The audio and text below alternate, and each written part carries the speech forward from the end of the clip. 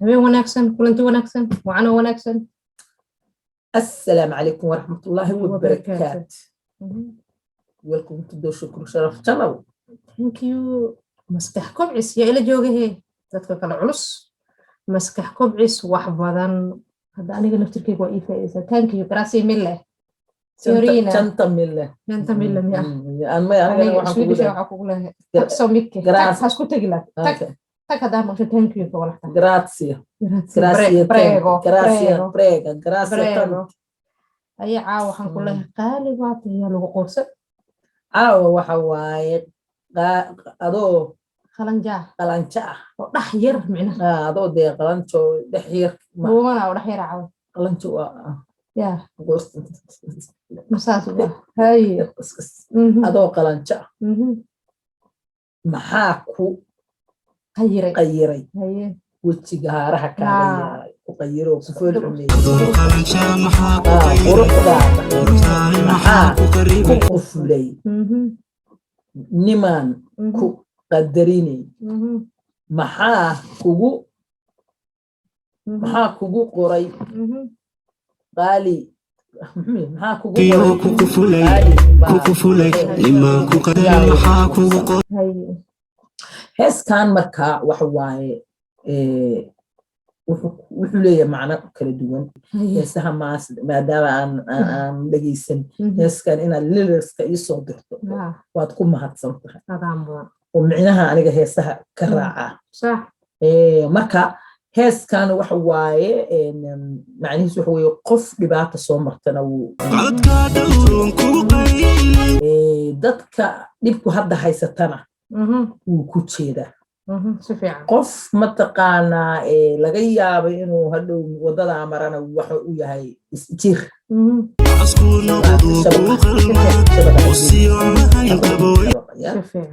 waaye is ilaali ma fahamtaa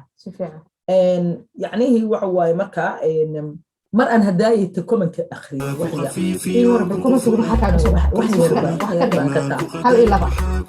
commentiga waxaa iga soo baxay aniga iga dhexadlaysaa sheekadan anay haysataa ebo iga saar marka waxaan leenahay allo iga saar allaha ka saaro horta hees waxaa xasuusta aan kaa dhexgalay heesihii hore ah ibixi iga bixiyalahayo caashaqo badwe iga bixi fahamtaa yaa qaadarta waxaa qaadi jiray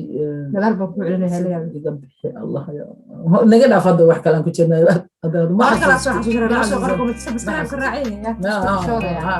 maskax kubcis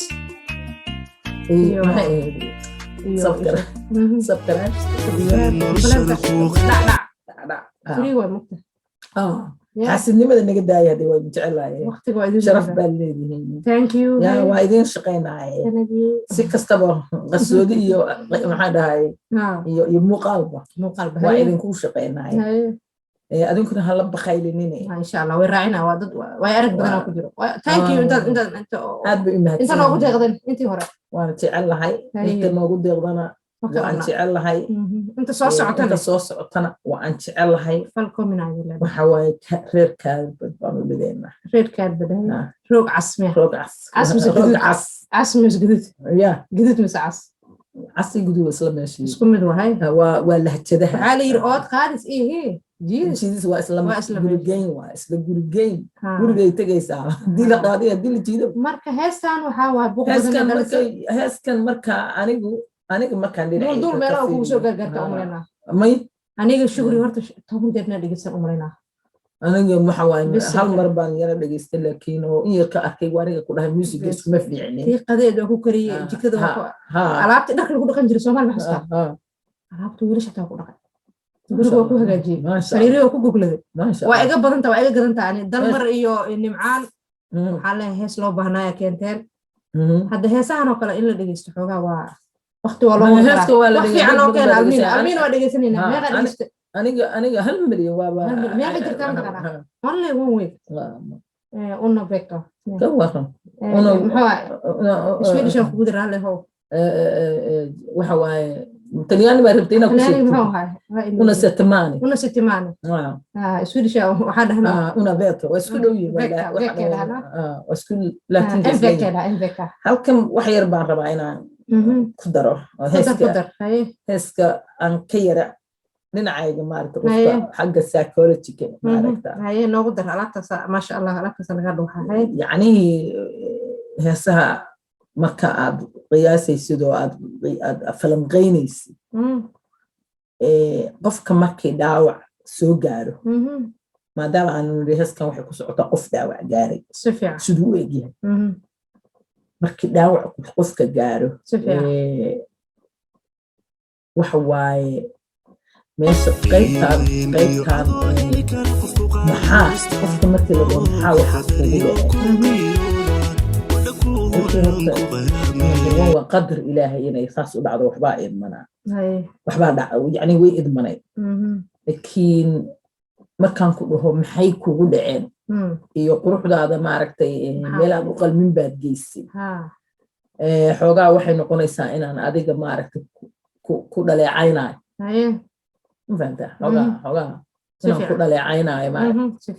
marka anigoo kaleete haddii ay dhibkaasi soo maray marka anigu isgeeya halkan heeskan la ii soo qaado yacnihii waxa waaye runtii waxaan anigu dee shakhsiyaadka ilaahay abuuro isku mid maaha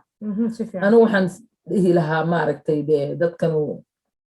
yacnihii warankiibay xoogaa kugu liiliijinayaan especially markaa qofka marka qofku niyad jab uu soo maro oo uu riifanayo wixii ku soo dhacay oo gocanayo oo qalbi jab jiro sida hadda gabadha hadda arkaysay qoraalkeeda soo isha soo marayso kale anigaad iga yacni wax waaye weliba gabadha hadda xaaladday ku dhex jirta laakiin qofka markii xaaladda naftaada waxa waaye markaadan meelaadan rabin aad ku dhacdo xanuunkeeda mudday qaadanaysaa intaad recovery samaynaysa waxa waaye damageka markuu dhaco dhibaatadu markay ku dhacdo qofka oo dhaawacu ku gaaro waqti bay noqonaysaa intaad soo buskoonaysa marka sheekadii oo weli kugu cusub oo adigii bugsoonkeedii kusoo socotid aad kasoo bugsanaysid in haddana lagugu soo celiyo oo lagu taabsiiyo adigii lagu dhaho maxaa ku geeyey meeshii yacni waa anigoo intaan maxaan ku dhahaa tegey makhaayad gabar makhaayad tagtoo kale oo makhaayadii inta qole heshay ay kufsatay marka markii hore maxaad makhaayaddaa u tagtay iyaduna way dhaawacantahay ayadina waa dhaawacantahay ciyaartooygu ku dhaawacan yahay garoonada waa laga saaraa marka yacnihii dhaawiciina maxaa intii la dhihi lahaa oo waa ka xunnahay maaragtay bal qofkii hala shashafeeyo qofkii ha dawaato marka dambena qofkii iyadii mataqaanaa si kale loogu caqli celo dhaho waad ogtahay soo maaha wixii meeshay haysay wixii dhacay wixii kusoo maray hadda waad ogtahay dee maxaad samayn doontaa marka wuxuu qofkii wuxuu leeyahay sidaas iyo sidaasaan samaynaya ma fahamtay inaysan mar dambe igu dhicin laakiin haddii aan ku dhaho yacnihii naa shukri waad qurux badnayd oo qalanjaad ahayd meesha aadan u qalmin maxaa ku taagay see u aasi lahayd walahi runtii waa heestaan xanuun bay leedahay heestaan sidoo kale waxaa ku jirta in dadka qaar ay qorayaan ama soo gudbinayaan si tusma loogu talagalay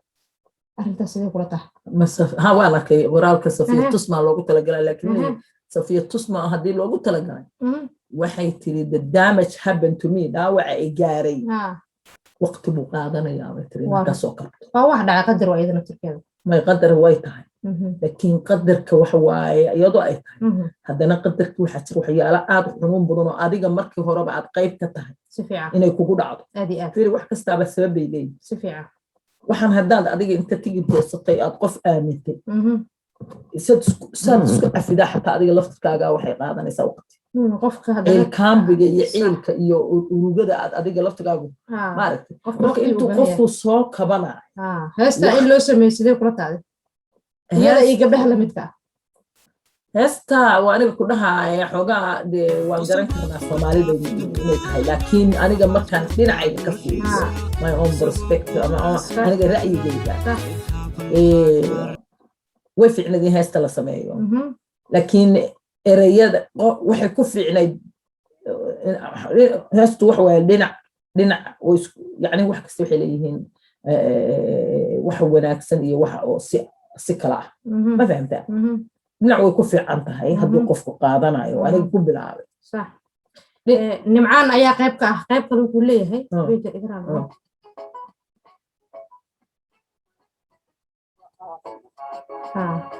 qofaan farxadaada iyo murugtaada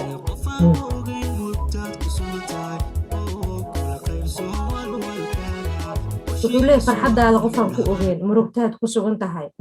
kula qaybsa welwel qorshihiisu ahaa xubnahaaga ya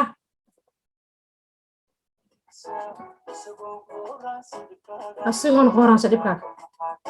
khayrkaa maxaa kaa reebay taasta meesha aniga ka hadlayo yacnihii waa meeshan ku leeyahay qofka mindida kugu muda iyo kan kugu jirjira iyo kan saa kugu jirjira ama kugu werwareejiya kee daran kan kugu wareejiya daran kan kugu wareejiya kan kala hal mar waxaan iri damage is happen dhaawac waa dhacdaa laakiin maxaa khayrkaa kaa reebay markuu gudayo waxa waaye waa lagu cambaarayna khayrka maxaa kaa reebay adiga soo gubaabo kuma noqon kartaa dhinac kale gubaabo waxay noqon kartaa markaan wixii dhicin ani waxay ila tahay inaad waa kala ra'yi duwan nacaaw heesta inay gubaabo tahay khayrka maxaa kaa reebay qofki inuu inta baraarugo allah waa saxsantaa khayrka baraarugu harayba ma jirtaba already waxa way go'aan bay ka qaadatay already dhibaato waa ku dhac haday safiya tahay waa gartay dhibkii already waa dhac haddii gabar kale Soomaaliyeed tahay waxaan kugu iri dadka kale waa u fiican tahay sheeko way kala saarayna adiga waxa tiri safiya loo tiriyo dadka kale waxaan ku iri si ay uga hortagaan ama dadka hadda xaaladda ku jira way u fiican tahay inay xaaladaas ka baxaan oo go'aan qaataan si fiican ma fahamtaan aad dadkii oo hadda ka bacdi kalena way ka fikireen waxay leeyihiin wixii waxaasay waysa inaysa soo marin si fiican ma fahamtaa laakiin markay haddaan situation qof ay xaaladdu soo martay aan fiirino oo xaaladii mataqaanaa soo kabasho ku jira waxa la dhaho recovery qofku wuxuu soo kaban ama soo buskoona